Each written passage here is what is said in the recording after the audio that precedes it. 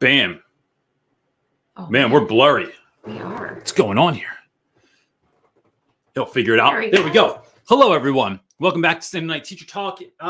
This is a show that we put together to help educators to become the people that they're meant to be, right? How do we do that? We do that by being vulnerable, by asking questions, by getting answers, by helping out other people that are here on the show as well. So all of that stuff is here for you and by you, really. So if you have a question today, all you have to do is put a Q or a question in front of your question.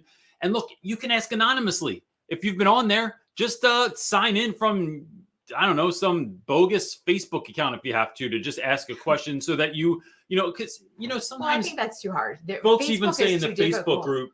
Facebook is too difficult. I really think that you have to if you don't want your name at least read on here, like just don't read my name. Well, it's going to pop up. Yeah, but I don't have to then read it, right? When I'm doing a question. All right, fair enough.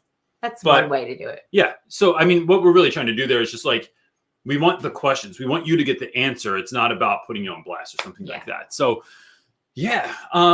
Before we get started, I want to ask, or just say, like, I've been texting, and I didn't text Lopez yet, but texting friends in California. I don't watch the news very often, so I am quite often behind in most things that are happening in the world. And I figure it'll just get to me if it's important enough, because there's a lot of nonsense. So, but this hurricane that's happening in California, yes. I just am hoping that everyone's okay, that everyone's protected. My brother's out in Ventura, California, and I know he left for Colorado today.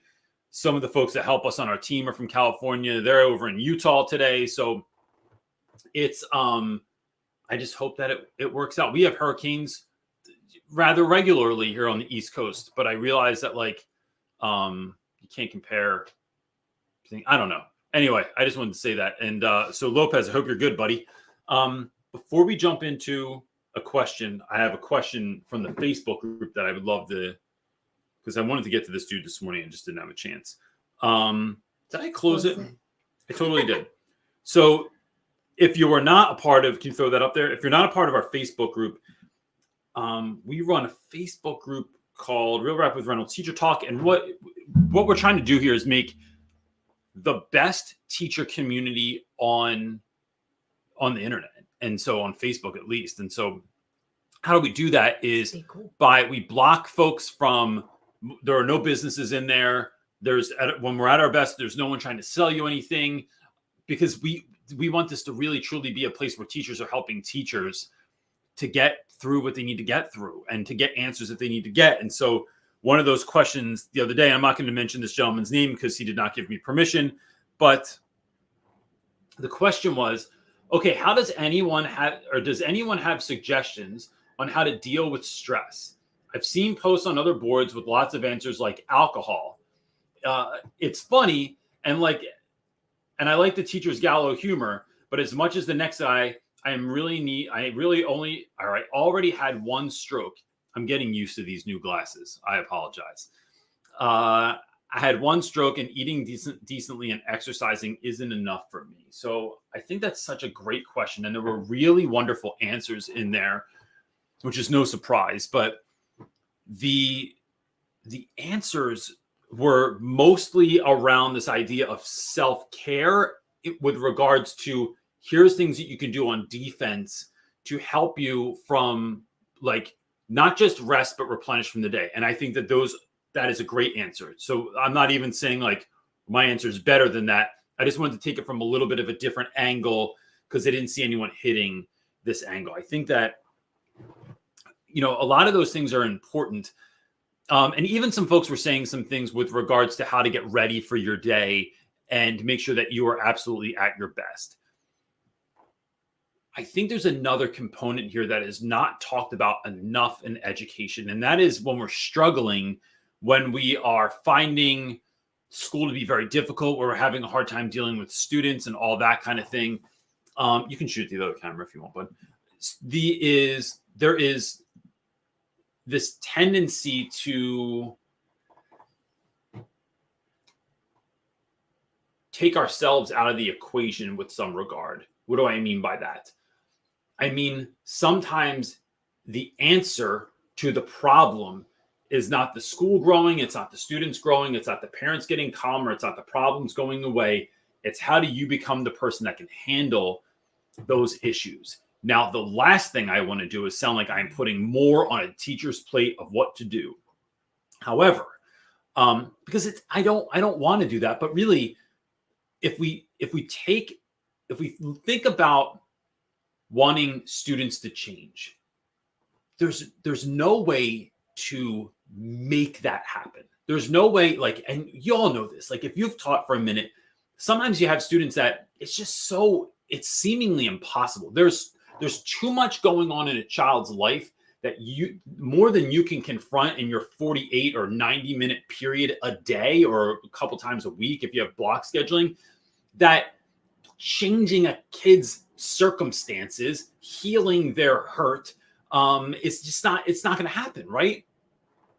Similarly with schools, I can't make leadership better. I can't make my school better all the time. There are things I can try to do to try and work with my school, help my school grow, make it a better place for everyone.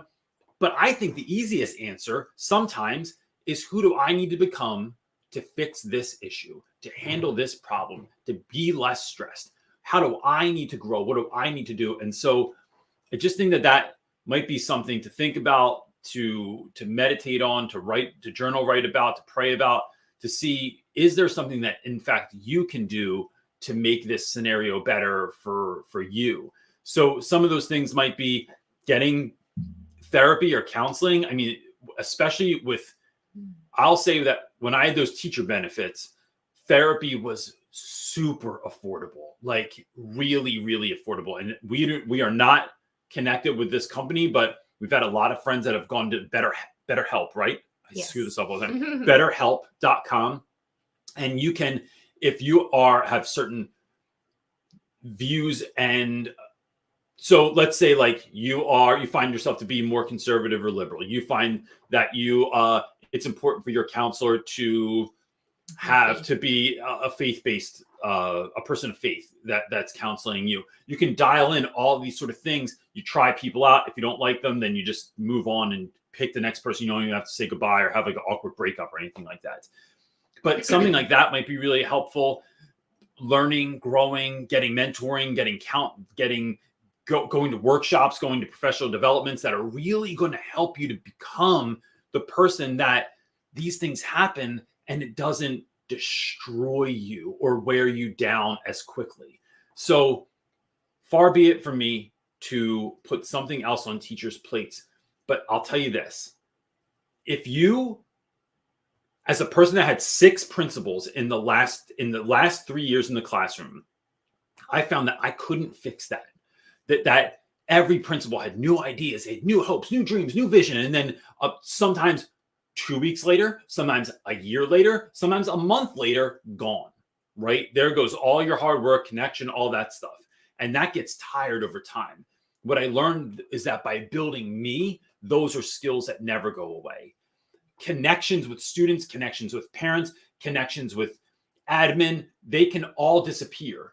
If you get stronger, that's muscle you own. It is mental, physical, and spiritual toughness that you own, and it never goes away, and it carries into other places into your life. So I just wanted to kind of share that idea. I think that it's something that to consider. And knowing that you have the power, knowing that the help is out there, knowing that the answer is out there, it's just important to kind of keep in mind. So that's my opening one. What do you got there? I think it's great. I actually want to say something about that. I would love to hear you. Because in the comments, someone is saying that this is such a great question for them because they feel like a lot of the little things that give me the most stress are the things that trigger childhood trauma that I'm still trying to heal from. And I think that that's so important. And even like what you said is so important just because often I think teachers, at least from what I get to see through comments and our Facebook group and things of that nature that I get to be privileged to, it's a lot of like, teaching is just too hard, or the kids are bad, or it's a lot of other things. But one of the things that I've learned just through even doing our own business is, man, it's less about the external things and more about the internal and the internal growth and how I'm handling all the stresses or things that I have to just deal with and navigate, or the workload or the stress load that is on one's shoulders. Like that triggers a lot of stuff that's like inside. It's more internal, I think, than external, really. You're so right, but it's one before the other. If you don't have the internal, I'm not negating the fact that teaching is hard by any means. No, but I'm just saying you're right. Yeah. It's classroom management so much about confidence. People who really struggle aren't people that don't have good ways. They just do things like without a level of confidence. So you can count down from 5 and get kids to be quiet, but you can also count down from 5 and just count down from 5 and no one listens to you, right? Yeah. It takes a sense of presence, of confidence, of like that only comes when you have that internal fortitude to be able to do that sort of thing. Now, look, side note, you might build yourself, grow yourself, become the person that you need to be, and your school's still a disaster area. That has nothing to do with you. So take that off your plate. And then that might be a place where you start thinking about, is there another place that I should go, another school that I should consider working at? Because I'll tell you what, a lot of things are top down. If you don't have strong leadership, then your school's really going to struggle and suffer. Yes. And yeah, we need people to lead. We don't need people to manage. We need people to take us from, as my mentor says, from Pain Island to Pleasure Island, which is a weird metaphor, I think. But all right, let's jump into some questions. Let's go. Mallory is up first, asking, seriously considering leaving the profession for something else, what skills do you think teachers can put on their resumes that can be transferable to other careers? So the interest, let me mention, not that this is not like like, I don't want to justify a move out of education or not justify it. That's up to you. And I have zero say in that. But for anyone that is like considering leaving, I think that is like, teachers can feel so shamed for doing it. I know I did. Like when I was leaving, there was a part of me that was like, will anyone still want to listen to what we're saying? Do I still have validity in what I'm doing? What about like, I don't like giving up. Like the first thing I say in my book about teaching is I forget exactly what it says because I haven't read my book since I put it out, because that would be because I read it 1,000 times already. But I don't like giving up on stuff.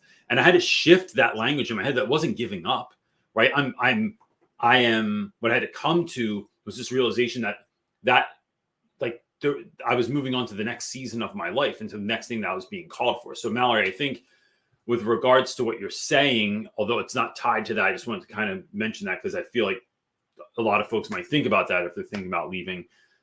I have found in the last several years, especially since like the pandemic, there have been so many teachers I've known that have just made these switches into all kinds of corporations that they have teaching skills. And now that businesses have things online, they have the know-how of how to actually educate someone. So I have a friend that got a job for a pharmaceutical company, for instance. They give her the literature. She creates PowerPoint presentations that chunk that up, that make basically guided notes, all the things that we use in classrooms, like It's not having a million words. It's having a word and a picture. It's using short video. It's how can we make this digestible for people that are coming through orientation, that have a new job, that we're going to institute a new policy, procedure, or routine into our business. And she creates that, gives it back to management. They give her notes, and that's what she does. She creates PowerPoint slides all day. Other friends have gotten jobs for tech companies, right? So think of all these big, massive companies that do not have people in them all the time that come from education, at least not for any sizable amount of time, right? So you think of like textbook companies, ed tech companies, like folks that I know that have gotten jobs that are like, they are the boots on the ground, or were the boots on the ground, and now they're bringing this experience to a tech company. So I think I would start it and rewind the question a little bit and think, what are you actually, what is your giftedness? So in school, what is your giftedness? So if I talk about myself, right, because that's the person I know the best, is building community. It is making learning engaging and fun. It is connecting with young people, which also ties into community. It is creating spaces where people feel safe, seen, and heard. It's looking at those things, Mallory, that you possess as an educator and as a human being, that what are those things that would transfer over, and what would you like to do? Like start there, like thinking about what you would like to do. I would write all this out. And, another thing I would do is there's a really great assessment called the flight. Is it called the flight assessment? It's a personality test. I think it's called the flight exam, flight assessment, something like that. That is doing something like that is going to give you, I did it 2 years ago, and man, it shifted how I even walk the earth. It gave me such insight on who I am as a person, and helped me connect all these dots to see, like, when I was really thinking about, like, could I go full-time entrepreneur and do the work that I'm doing now? That was one of the things that really solidified that for me. So it's doing some of that, sitting back and wondering who I am, what do I bring? And then having a truer sense of what you are. Then when you start looking through job opportunities, you are seeing, is this a good fit for me? Like, am I a good entrepreneur? Am I a better entrepreneur? Am I a good assistant? Would I be better at HR? Like, what are the things that you could do? Because I don't think it's just like, it's not the immediately noticeable skills.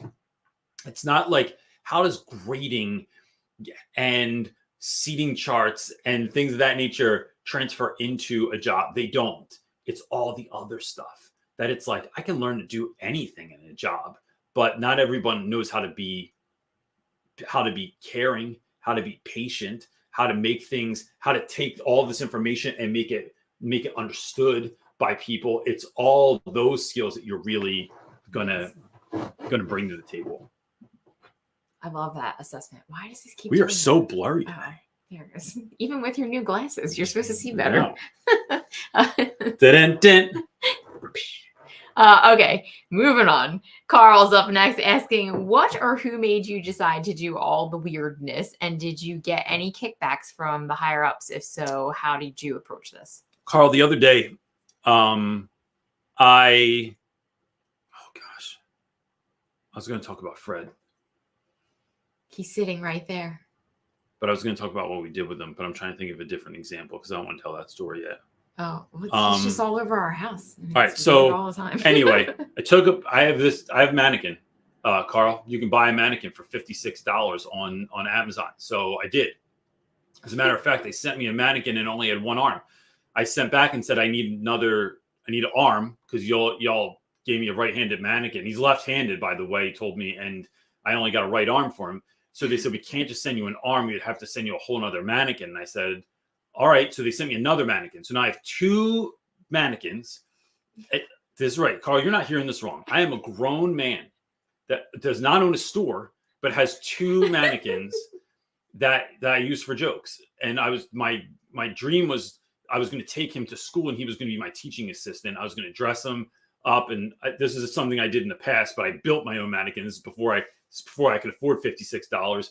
But you all know that teacher life. So anyway, I sent these pictures to my aunt of Fred just around my house because I keep doing funny stuff with them. Show them the picture though.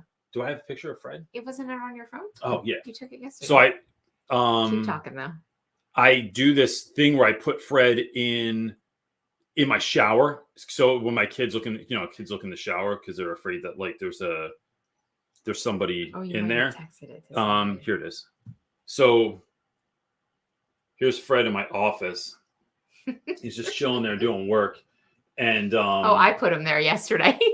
So if you're not watching this on the podcast, if you're on YouTube, there he is sitting there doing work, right? And he scared the crap out of all my kids' friends when they walked in there. I sent a picture of this to my aunt, and she goes, "You're so weird." I said, "Isn't it funny that never wore out? Like, I've been weird my whole life." And it's really just because I like making people laugh. I like making people smile. I like being silly. And that's a thing that when I was a kid, you kind of get dogged for that a lot, whether it's by your family or your very serious grandmother or something like that. Or that's so stupid. You're so stupid when you do that. But what I found was that was really a skill, and it was a giftedness to like walk into places, especially dark places, and bring light. And so that was always my goal. I think a lot of people use their silliness to hurt people, to make people feel dumb, to make them feel less than. But my goal has always only ever been to make people smile. And so I am willing to be a fool for kids. And so, I've done it forever. Even when I worked at Home Depot, I would keep bubbles in my pocket and weird stuff to just like make kids laugh because it was something I felt like I could do. And so it is something that I think has always been off-putting to the folks at schools that I worked at, but like anyone else that's kind of weird at school, right? Like you get to a place where they just do weird stuff. Like I worked with a woman one time. Do you remember telling you about this? There was a woman, she was sitting in Teresa's room one time, and she just took a pair of scissors. She had really long hair. She pulled it all together, pulled it to the front, and just cut it off. And cut off like this much hair, and then just threw it in the trash can, and then kept doing work. Didn't say anything about it. Didn't mention that she got a haircut, nothing. And it was just like, but I then saw her do any number of things that were truly bizarre after that. And I never heard that story. It was just, some of them are not even appropriate for the internet, but like it was just like that level of weird. You find people that dress really fun or crazy or that are mean all the time to the kids. Whatever your thing is, they just become known as that person, right? So I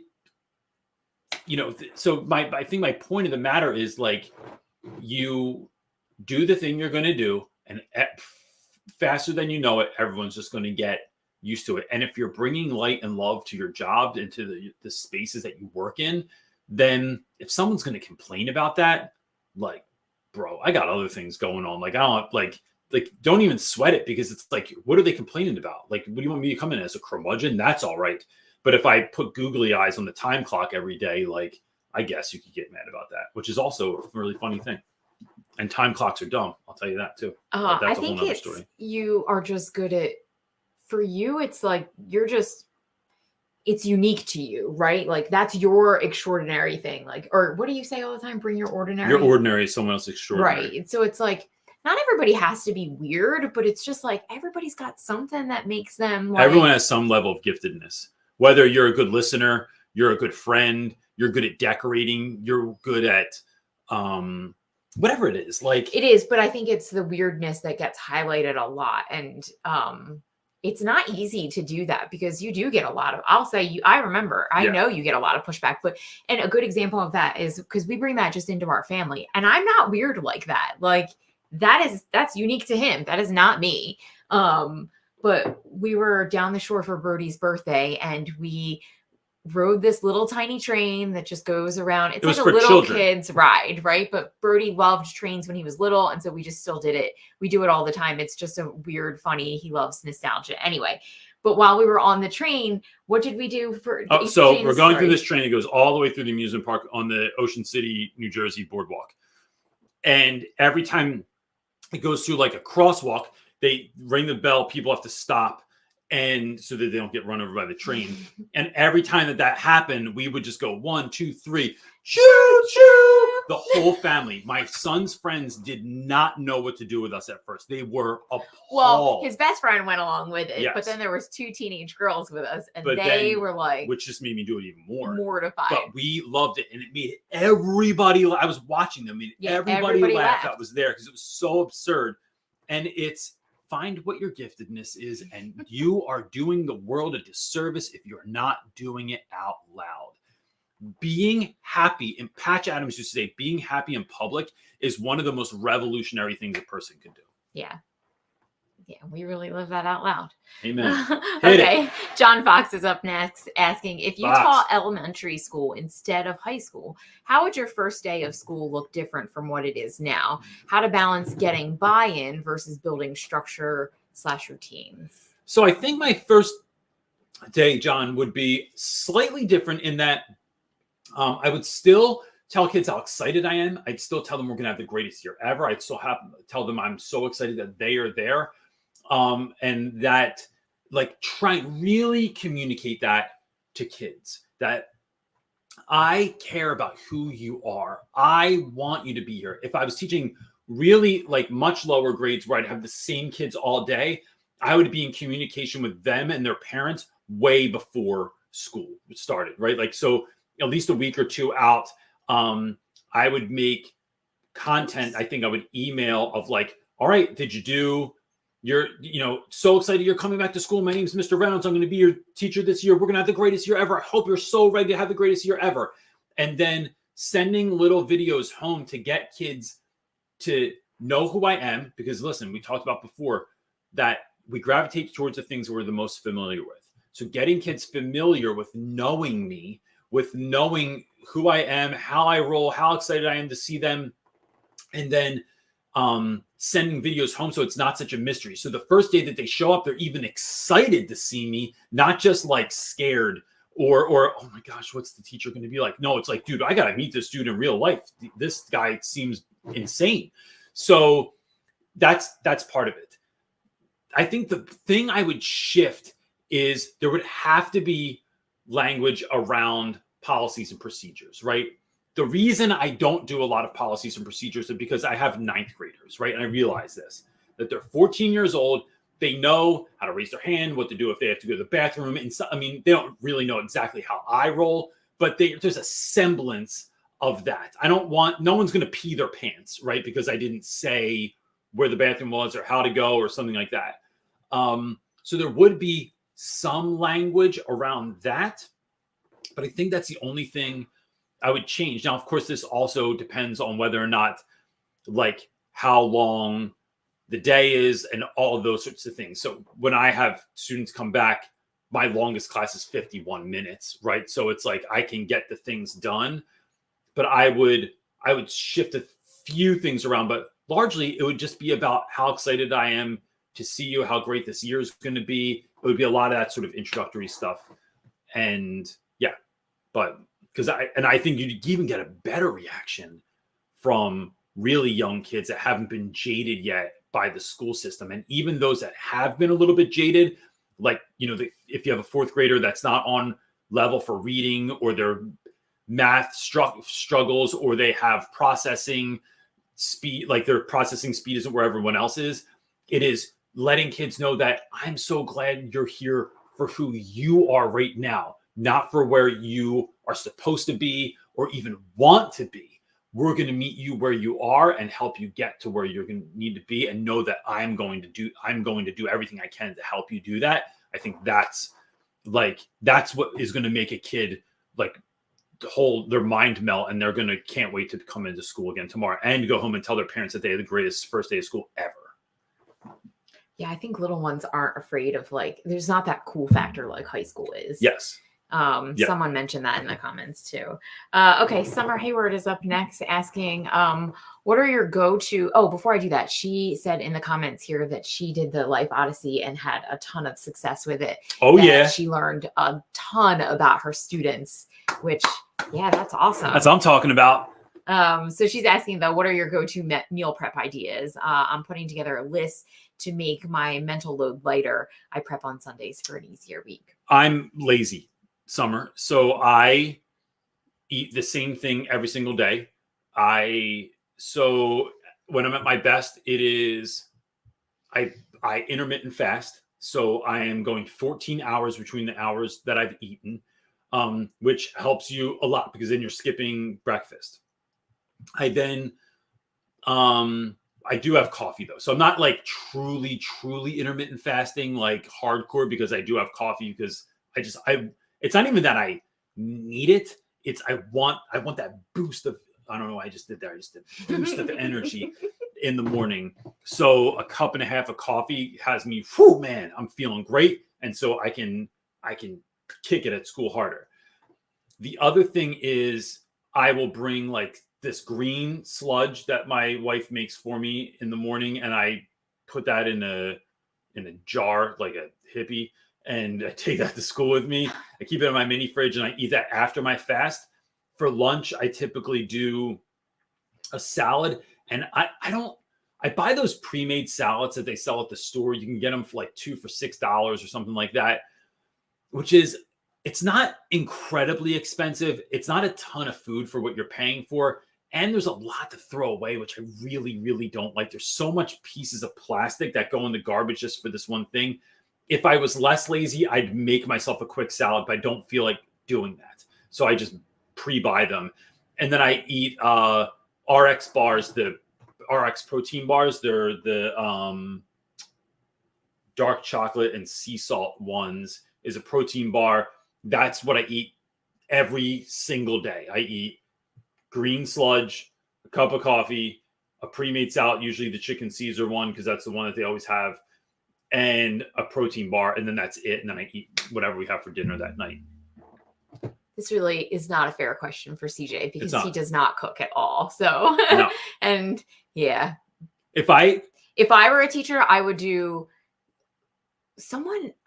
I think there was a post in the Facebook group about this, which had a ton. I read through them. It had a ton of like great ideas. And it was really interesting. A lot of people do a lot of just individual, like quick snacky, like protein things or fruits and vegetables or cheeses, like stuff like that, like quick eats, which I think is probably better than anything else. I mean, maybe a sandwich would be good. Especially if you're, depending on your school day. Someone did upside down salads. So like your dressing's at the bottom, which I thought was real. I never even knew this. It's like you do it in a mason jar, but your dressing is at the bottom. So it doesn't get all your stuff soggy. And then you just dump it in a bowl and then your dressing's on the top.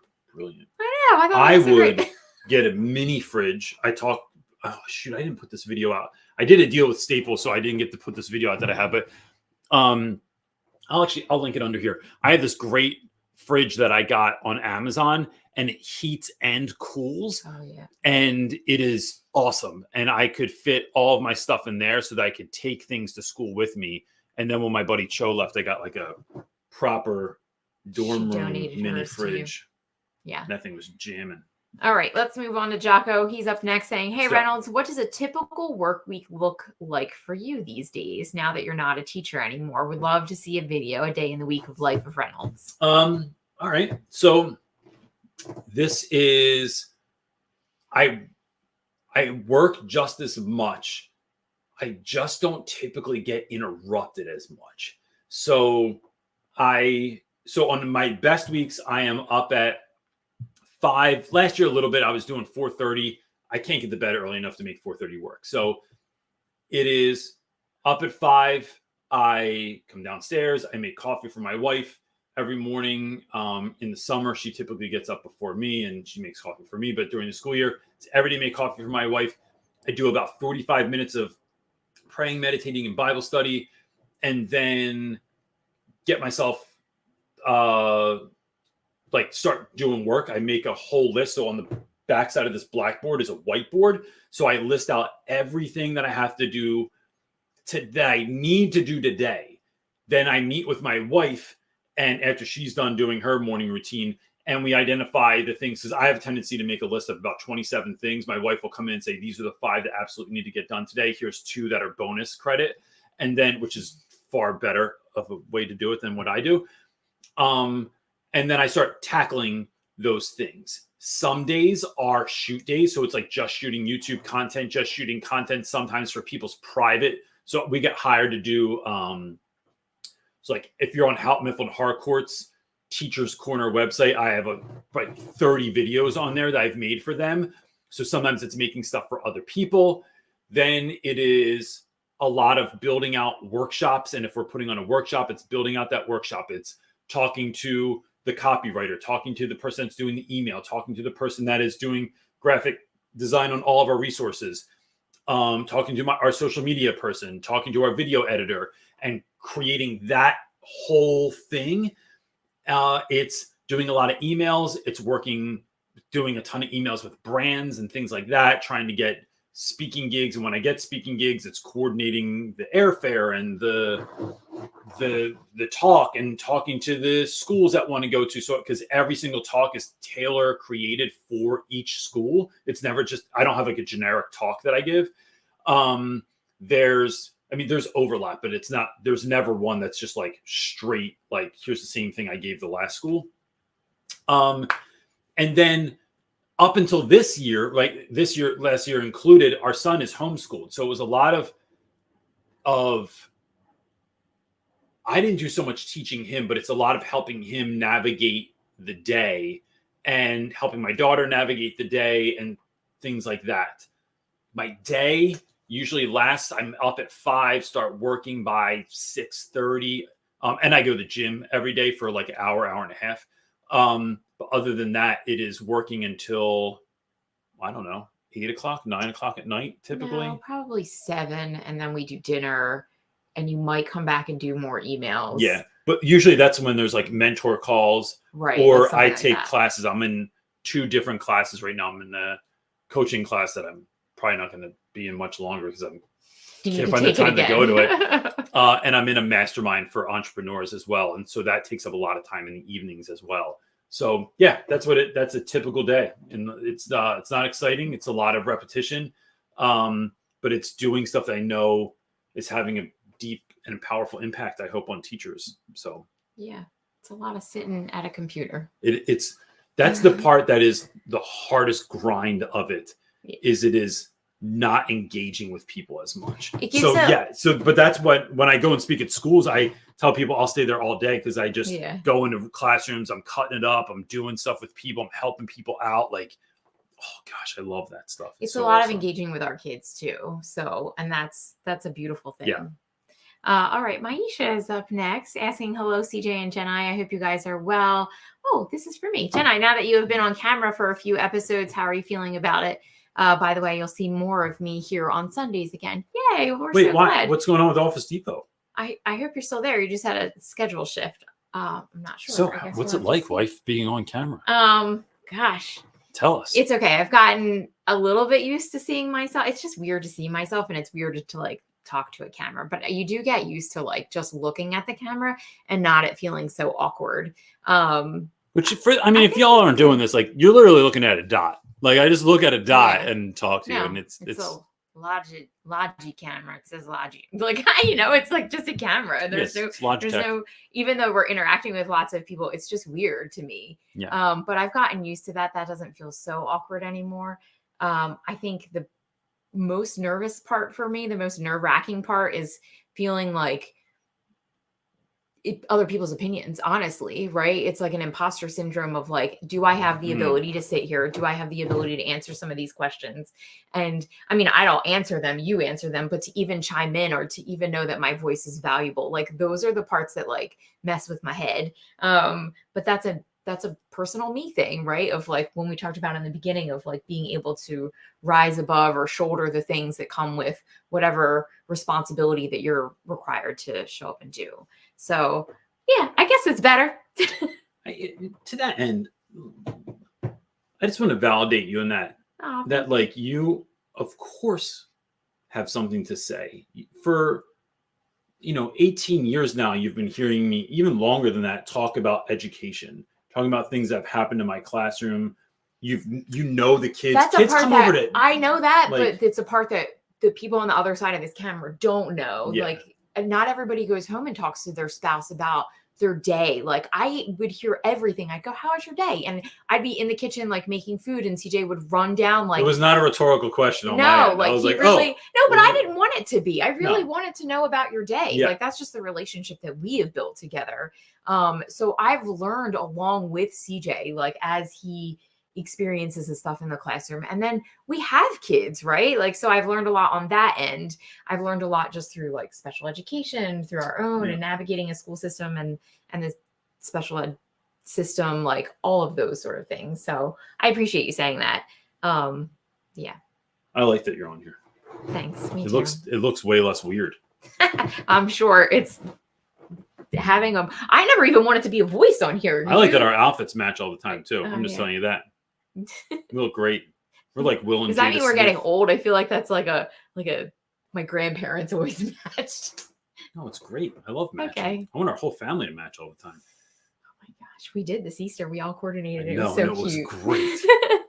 All right, Silvio is up Hit it. next, asking, how do you keep the energy up in class during testing? We started school on Thursday last week, and I got a great vibe with the kids. We're going into testing this week. First of all, let's just affirm you in this idea that testing in the beginning of the year sucks. There's no faster way to suck the energy out of your all the hard work than to just have a test all of a sudden. I think sometimes it's acknowledging that, look, we need to just get through this, right? And I used to tell kids that I understand that the test sucked, but that I felt that doesn't really help. Like I don't want to like commiserate on something with you. Like I just want to instead acknowledge, listen, we have testing this week. It's not a big deal, right? The idea behind this, my idea behind the testing, what I used it for anyway, was I need to see who you are and how you learn and where your ability is so we can take you from where you are to where you need to be. I need this information, so you have to do the best that you can, because otherwise I'm going to think you're all the way down here, or I'm going to think you're, I need the truest sense of where you are, because I'm going to teach you, not just what you're supposed to be at. Then it is trying to infuse fun. So this can get you in. Be careful with the information I'm about to give you, because it can get you in trouble. But I would do stuff like I would do little games. I would do silly stuff intermittently to make it better. So, for instance, I find that minute to win it games are a huge hit in school. So you just go on YouTube, search minute to win it. You're going to find a whole bunch of games, and it's stuff that most of them you can do with either stuff that's already in your classroom or stuff that is like just around the school. I got this from, I used to do, and I forget who I got this from, but I took this idea from the internet.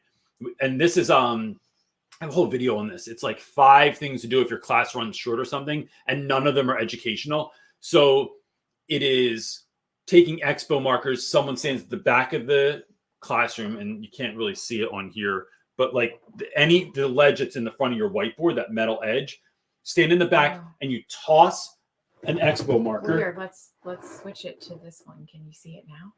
So you got to take the question though. So you toss the expo marker and see who can get it to land on the ledge, right? It's simple and it's completely dumb. You give kids 4 expo markers, so each person gets 4 chances, and they freaking love it. So if it's the break in between and the kids everyone's seated, the only person that's up is the person with the marker, and a kid that collects the markers in the front of the classroom and brings them to the next person. You tell them you have to be quiet. If you're not quiet, then we have to stop doing it, because I can't let everyone know that we're having fun, right? We're having secret fun right now. So you do this game, and it's just during like the bathroom break time of the test or the snack break time of the test or something like that. And then each time somebody else gets a turn. And I'm telling you, you'll have like 15 kids don't land a marker. That 16th kid lands a marker. You would have thought we just landed on the moon. It's so exciting. Kids love it so much. So it's just simple little things like that. It's writing notes to kids. Keep them quiet when someone lands. Doesn't everyone like? I tell you have to like we practice cheering. Cheer? Yeah, practice crying. Okay. It's fun. It's like, what would this look like if we were going to cheer and you could make no noise? And then we do it.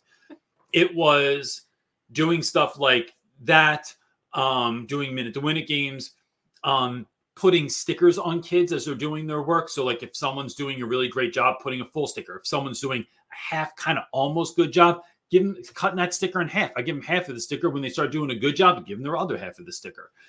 When I'm making little Post-it notes, keep your head up. You're doing a great job. Wake up, or I'm telling your mom. And I just put Post-it notes on their desks, and that's fun too.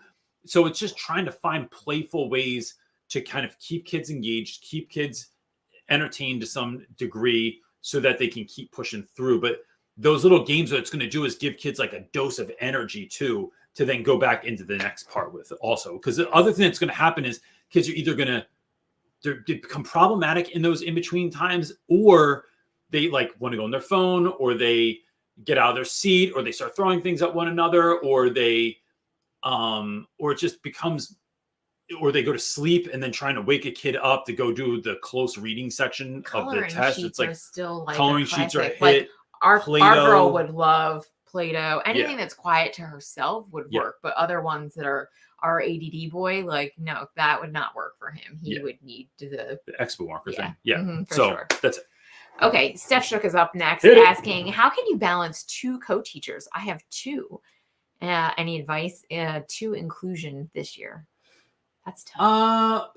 Steph, I find the best thing that I've ever done with inclusion teachers is having them play a role. So when I've had like any co-teaching thing, and sometimes this has worked and sometimes it hasn't, by the way, like sometimes I've had co-teachers that were some of the worst people I've ever known in my life and should never be allowed to step foot in a school. Like I had a guy that would sleep in the back of the room, and then he woke up one time, saw a kid was laughing at me, kicked him, and it was like, all right, you shouldn't work with kids. So that guy got fired. It wasn't my fault. I just went to the office. So it's really like giving folks a job. So, and this helps your class run smoother too. So like one of my favorite co-teachers I ever had, Miss C, who was with me, I don't know, last several years I was at West Philly. I would come in the class, I kick class off immediately. While I'm kicking class off, she's taking attendance and collecting homework or handing stuff out or doing whatever she's doing. As soon as I'm done my pre-class, I transition into, now I'm collecting papers or doing whatever I'm doing. Miss C then jumps right into vocab, right? So she's jumping right into the vocab review. She's running the vocab review with super high energy, getting all the kids and like on point. I'm going around and helping kids kind of get ready, helping them to stay focused, things like that.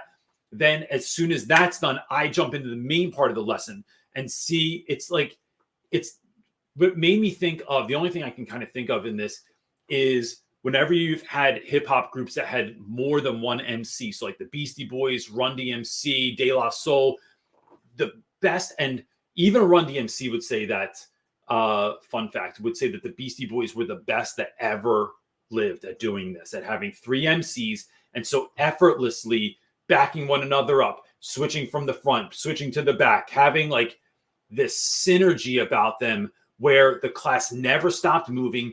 We got into this place where like it was this and then this, then this, then this, then all of a sudden Reynolds is over here, then Miss C's back here, then Miss C's prepping something while Reynolds is teaching the lesson. Then as soon as we switch off, all of a sudden C's in the back and she set out all this stuff, and now we have this thing going on. You get to this place where you start small, you start with starting the class, and then what's that first transition going to be? Because we all know as teachers that the transitions are where we lose the most time in class, going from one activity to another. So if I could switch it with someone and let them know you are in charge of this, now that creates buy-in for teachers also, for the inclusion or the co-teacher as well, because now they own a part of the class. And so it's working like that is the best thing I've ever done to help that be a real actual partnership. Because remember, like for those of you that are just getting into this, having an inclusion, no one's supposed to know who the inclusion teacher is. When you have a co-teacher, no one's supposed to know who that is. So my students weren't supposed to know if I was in charge of the class or Miss C was in charge of the class. It was, we were both in charge of the class, and you have no idea who's who because we're both helping everyone and navigating the room and rocking it. Like we were trying to rock stage or something like that. which I'm glad we never did. She liked singing Disney songs and likes show tunes, and I don't like any musicals except for The Greatest Showman and Mary Poppins. All right, I'm trying to find a question. There's a lot of chit chat going on here. Oh, chit chat.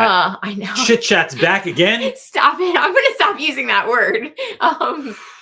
Mickey Smith is in here. Mickey Smith Jr.? Yeah, he said. Yeah.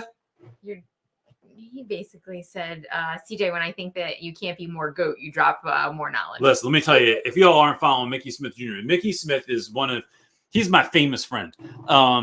He won a Grammy and I saw him do a keynote. I guess it was last year at Teach Better.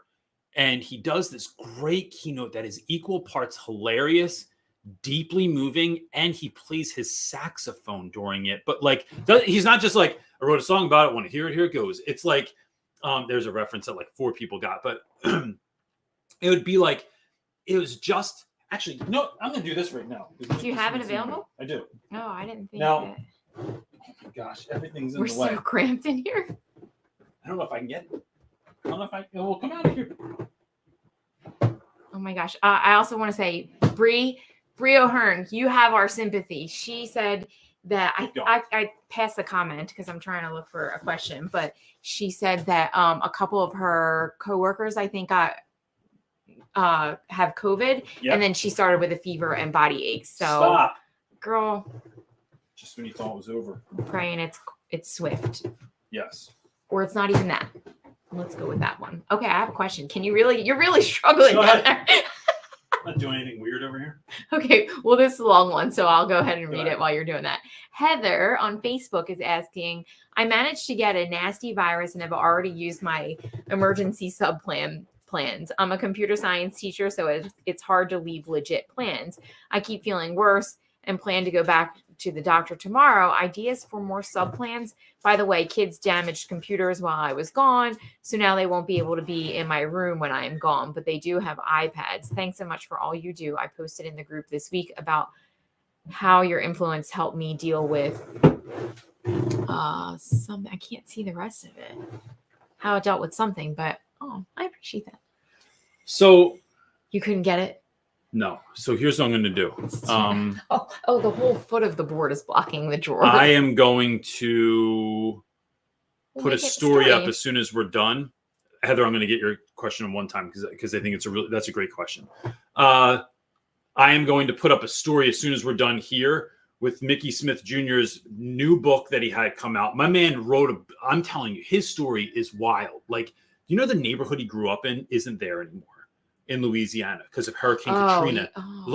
His neighborhood, it doesn't exist, right? And he's still he is such a ray of joy. I can't. Anyway, I'm going to give away a copy of Mickey's book.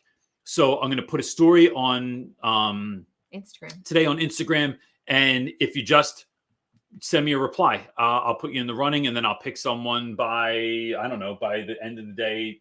We'll say, by midnight tonight. So any DMs I get before midnight count. And then I'm just going to send you the book for free because he's awesome. And I think you'll love his book because his story is incredible. So Heather, I think that doesn't it suck? Let's just say, doesn't it suck when things get broken?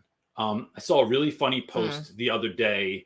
This is slightly inappropriate, but it was hilarious.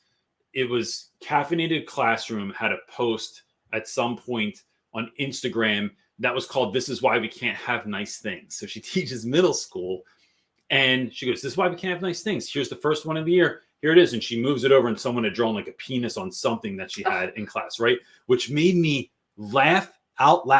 actually laugh out loud, because this is something that happens all the time in school. Even with my classroom, as much as all the work that I put into it, there are little penis pictures on any number of given things, right? I don't understand why this is a phenomenon, but it is.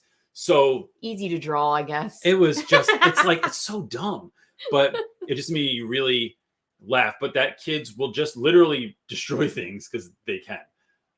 And especially when subs don't have a hold on stuff. The piece that I'm thinking about is that when you give work, when you have a sub, make it as easy as possible. And you don't want to have to grade a ton of stuff when you come back either, right? So sometimes multi-day assignments work well. Sometimes having things that you know kids have to do or have to read the whole thing. So like an ed puzzle works well. It's like watching a video and then it has questions that pop up. Kids can go back if they need to process longer, things like that to do in class. But if you don't have computers, it's going to like using Scholastic, right? And I have done deals with them in the past. It's not why I share anything. It's not because I did a deal with somebody, but Scholastic has great content. You can get it on their website and they will give you like a free, like it's a reading selection with questions and an activity at the end. Same thing with if you go to the New York Times, but in Google New York Times lesson plans, and you'll get tons of stuff. Sometimes it's a video, sometimes it's a reading activity, sometimes it's questions, sometimes it's all of those things roped in together. And it just gives you a slightly diverse, if not diverse, lesson plan. Because I'm assuming that, like in my school, the subs don't teach anything. We are just giving work to students to complete. So it's giving kids stuff to complete that is not necessarily building. It's like, so if I'm out and we're in the middle of reading a novel, I don't let them read the novel when I'm not there because I need to help them navigate the novel. I give them independent work that they're going to do that keeps them quiet, that keeps them on task, that still keeps building skills that we've already learned. You're not learning new stuff on your own. I want you to reinforce things that we've already had. And sometimes it's writing a note or sending a video in or calling and letting kids know, like, hey, look, this is what's going on. I got really sick. I need your help. Can you all just like make sure that my classroom stays intact, that people are getting the work, that they are staying on point, that you're not being a headache for the substitute because you're great. And I want everyone to know that you're great. So like, I really could use your help. I don't want to come back in and have a headache. And I know that I'm not going to have that with this class, but I just need to make sure that I tell every class to really be of service when you're given the opportunity. Right. And so you're my favorite. And I tell every class they're my favorite. And is that a lie? Let's move on. It is letting those kids know that I care and that I'll be back very, very soon. That's what I like telling kids when I'm out, and how I like to do sub work as well. Sorry, there's so many little buttons on here. Okay. Sure are. Noah is up next asking, I just started watching Abbott Elementary. Do you consider yourself a Gregory, a Jamie? I think that's her name. A Barbara, a Melissa, or a Jacob? I already know how you're going to answer this one. So, Noah, I don't watch this show because for the same reason I would imagine that people in the paper industry don't watch The Office is what I think, right? Do you really think that's true? I want to know if I don't know. True. I don't know if that's true. I don't know anyone that's in the paper industry. I mean, but the reason I don't watch it really is because my school was such a disaster the last several years that I was there, that things that happened on there, like principals acting like that, really happened. Like I saw so much nonsense that I couldn't laugh at it, right? And not that I don't think people should be able to laugh at it. It's so absurd, right? The school system can be so absurd. They made a show about it that is so true that if you're not in that, it can be very, very funny. But when you're in it, it's like, oh my gosh, it's just aggravating me and making me think about the things I hate about school, and I don't want to live there. In a similar sense, there were shows like folks kept telling me to watch, like, so back in the day, we watched, what was that show? The Wire. Yeah. Freaking loved it. No, but then Philly, the neighborhood I was teaching in Philly got so much more violent. There were so many more shootings, so many more deaths that I couldn't watch stuff like that anymore either. So like, we tried to watch The Shy, yeah. And everyone was like, oh, you gotta watch this, gotta watch this, gotta watch this. I watched it and I was like, no, this is like too much like school. Although I will say that season, I guess it's 3 or 4 of The Wire, one of the cops becomes a teacher. And I think to this day is one of the realest depictions of what it's really like to be. It is the only time Hollywood got being a teacher the most right. Like it is Well, people say He's- Abbott Elementary is pretty. Yeah, but this guy like But conquered. I don't know. Maybe if I watched the whole show, like maybe we could watch it now that you're Yeah, not yeah, in the class. potentially. But it's like, so anyway, that's why I don't watch that show. Yeah. Okay. Our next question. If anyone knows anyone in the paper industry and whether or not they like The Office too, I would like to know. All right. Our next question is a two-parter. Currently job searching after being away for 2 years. I taught 3 years and I'm feeling like I'm going to be starting over. How do I sell myself in a positive way with only 3 years of experience? I changed careers and I started teaching a year before COVID, so it was rough. So I think Nadula, I think I'm saying your name right. I apologize if I'm not. It's one, having grace for yourself and knowing that teaching is very difficult. It is a craft that you get better at over time. It's not anything that anyone's good at right away. Starting to teach during COVID gave a lot of people a false sense of their abilities because kids were behaving online, or I had met teachers that had like no classroom management issues online, and then they get into the schools and it's like, oh no, this is a nightmare. Because it's different because in person. I think that some of it is focusing on what are those skills that you learned? What are those experiences you've gone through when not in the classroom? So I didn't teach till I was 27. And thank God, because 22-year-old Reynolds had no business being in the classroom.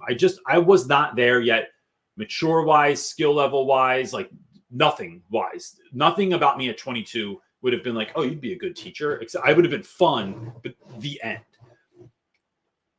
It's focusing on what are you bringing to the classroom. It's also focusing on when you are trying to getting the mindset right. Is thinking about who are those young people that you're going to be there to help. What is going to be your point of service in the community? And although we're not there for every kid, and although I don't believe in things like saving kids or something like that, there are kids that I do have gotten a feeling that you're uniquely there to work with, to listen to help, to just be around, to affirm. And every teacher has their students. Some of my favorite kids ever were other people's like least favorite kids, and vice versa. Some of the kids that when my hair was black, that I am sure some of these are because of certain kids. Other kids loved them, like other teachers loved them. And so who are you showing up for? Finding that kid that thinks they're invisible, finding that kid that thinks no one cares, finding that kid that thinks they'll never be able to learn math, science, reading, find a friend, find someone that cares about them, and showing up and helping them to connect the dots. So even if I don't become your friend, can I help you go, I see you talking about this all the time, and I know that kid over there talks about the same thing and they like the same stuff. How can I try and make this connection? And I've done that a gazillion times in school. I've connected kids that are still best friends to this day. And it's, how am I going to show up and do these sorts of things? It's just a thing to kind of keep in mind. With regards to, let me just say this too, with regards to getting a job, what are your unique abilities and how do you see them fitting into the school? So doing some homework on the school, looking them up. It's not creepy. It's not like your 7th grade boyfriend or girlfriend that you had and like you're looking them up, when it's late and you're just bored. It is doing your due diligence, knowing what the school is good at, knowing where their championships are, knowing what their rating is, knowing where you can bring value to what they're doing. So that might be to their crew team, to their rugby team. Maybe they have plays. Maybe their English department is like this, or they talk about this certain thing. And oh my gosh, I would love to come here because I have like this lesson or this friend or this connection, or this is a thing that I can envision doing to build out or to help with this initiative that you have in your school. It's knowing what that school's vision is, and then what can you bring to that specifically. All right. We have 2 more questions. I would like to do both of them. Oh, all right. And they're pretty easy, I think. That's No, this one's So easy. they also. Well, kind of. Kelly's asking, I missed the back to school boot camp. Is there a way to still access any of it? So yes, I said this the last 2 weeks, and I didn't come through on these last 2 weeks, That's Kelly. because But there's some other extenuating circumstances happening in our life that that might need to be is my next not- video. But I am. Oh no. What should I do for that? I think you need to try and put it on. I love that we're going to talk about how to do This is this real right now. time. This We're is trying to tech. figure out it's real world, It's real always time. the tech issue. I think that you should try and put it on. Can't you? You can build a landing page that just stays on Flowdesk, can't you? And do it on there. Yes. Okay. Send me an email, Kelly, at realrapwithreynolds@gmail.com. You can even do it right now, and I'm going to try and make that happen to you. I told my daughter we would go and make a dam today. This is a whole longer story that I told her that we weren't doing that because we already have plans with Birdie's friends this evening. I told my daughter we're going to go make a dam today, and then I have to make a bonfire with my son and his friends tonight, which neither one of those is dangerous. But I'll tell you about the dam thing, and it's super fast. It's not a long time. We're going to do that today, but then I will try and I can make the link. I don't have to build out the whole. Okay. I can make the link so that she can access it. Okay. And anyone else that's interested in the back to school boot camp, just shoot me an email for now before I put it up. All right, and I think this is our last one. Do it. Myra, I think. I hope that's You're doing a great job. When you're in teacher mode, do you like dressing up formal or casual? Do you believe the thing when dressing formal you can still be the cool teacher? So, this is a great question. So I have a buddy, Shivy Brooks, who is on Instagram. Call me Shivy. He dresses cool every day. Sometimes he's in a suit. Sometimes he's in a regular outfit. Stellar He's style. he's just like, I don't know, like little bits of swagger. They might get on you, like when you're next to him, you just feel a little cooler. So one of the things I love about his style, though, is it's thoughtful, right? He's not showing up in sweats or pajama pants, old sneaks. He's thoughtful about the outfit. And I'm not calling anyone out or saying anyone should be any certain way. But my man could have a t-shirt on with jeans and sneaks, and it still looks fresh. And I love that. But what's your personal preference? For me, I think I know the answer. I wore a tie and a dress shirt every day because my students had to wear uniforms. And I wanted to go to school and model what I wasn't going to wear a school uniform because I just wasn't going to. And they fit poor. I think they fit poorly for most kids. And I didn't want to wear a poorly fit outfit. So, but I dressed the part every day because I wanted the students to have that example of this is what it looks like when your tie's tied, right? Like let's dress the part for the game that we're playing right now, right? If I didn't have to do that, I don't think I'd ever be sneakers and jeans. I couldn't do that, but I wore sneakers every day, or but I think you would that still was do a tie. Like I think still you would do a tie, like Mr. Z it. Yeah, like he. I don't know. Maybe that's my inner Mr. Rogers, but like, it's better example. I have always loved this. I'll say this, Mira. Outfits being like armor that you put on. I heard somebody say that somewhere along the way. Whatever I have on, like if I'm wearing pajama pants all day and an old t-shirt or gym clothes, which I do a lot. True. I go to the gym, I get dressed in the morning, put on gym clothes. I go to the gym, I come home, I think I'm going to get a shower right away. Then I start doing emails. Then it's 7 hours later and I'm still sitting there in dirty gym clothes. It happens often. I feel a certain type of way. If I get dressed, I fix my hair, I shave, I brush my teeth, I just feel better. And I don't know what that is or if that's for everyone, but when I feel like I look appropriate or I like what I have on, I just move differently through the world. So part of being an educator for me is like, what am I putting on that makes me feel like I can confidently, this is going to add to my ability to show up and do the work that I've been given to do. And so that's where that's how I think about getting clothes dressed. in general. Yeah. Yeah. All right. Well, that's it. We actually got through all the questions, which I'm so excited about. Cool. I hope Well, I look, didn't miss anybody. Before people jump off, please, please, please, if you could just hit the thumbs up button. It just does something YouTube-y, and it lets other people know that we're here. It doesn't do anything to you. Just hit the thumbs up button, please. If you're not a part of our Facebook group, you can jump over to there. The like and subscribe is there just so that you know that this is happening every Sunday, right? It happens. It slips your mind, and then you're sorry that you missed it. And if you go over to our Instagram right after this, I'm going to make a post about my friend Mickey Smith Jr., who is someone you should know. He will only make your life better. I'm going to give away a copy of his book. He wrote a children's book about his life when he was a kid growing up in Louisiana, and it's fantastic. So I'm going to give that away. All you have to do is comment on the post. And that's it. Anything else, wife? No, I think that's it. Cool. Gang, we will see you next week, 4 p.m. Eastern Standard Time. Have a great week if it's your first day back. Like, yes. Yay, have fun. I hope it's Build the greatest excitement. year of your whole life. That's it, gang. Peace.